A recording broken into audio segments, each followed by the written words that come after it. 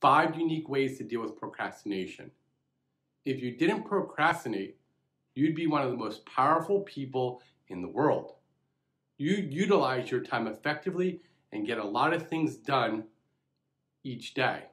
Over time, that's an incredibly powerful way to live.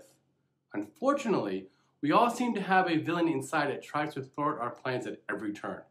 He makes every other activity seem so enjoyable and things we need to do so unenjoyable. Procrastination can be an incredibly challenging obstacle to overcome. Deal with your procrastination and beat the villain inside with these strategies. Do the task immediately. The longer you think about doing something, the more reasons your mind will invent to keep you from doing it. Have you ever noticed how you get a great idea, but then you think and talk yourself out of doing it? It's the same idea. Before you have a chance to think about it, just do it. The longer you linger, ponder, think, relax, or stall, the less likely you'll be doing anything. You only have a few seconds to take action before your brain will start getting in your way. 1, 2, 3, go. Set a time limit. This can be especially helpful when tackling a big task. Rather than trying to do it all at once, tell yourself that you'll work for an hour or 30 minutes or whatever works for you. Knowing that you have a set ending point can ease the challenge of getting started.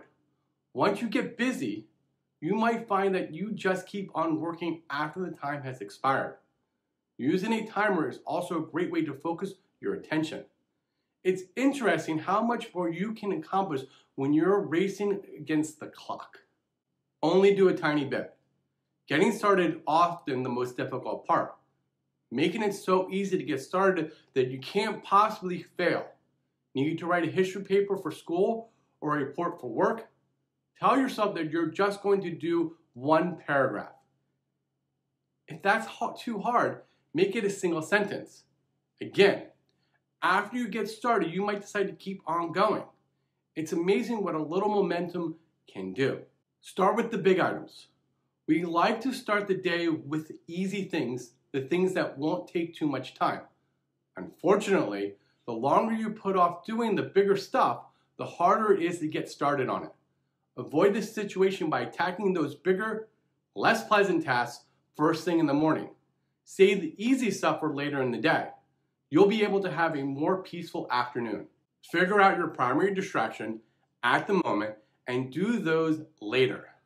Those distractions can be so appealing. Whether it's texting your friend about the weekend or playing a few more games of Candy Crush, distractions are more enjoyable than doing what actually needs to be done. Use your distractions as rewards. Tell yourself you can do the things you really want to do after you get a certain amount of work completed. You'll get your work done and still have fun before the day is over. How much do you procrastinate? How much does it impact your life?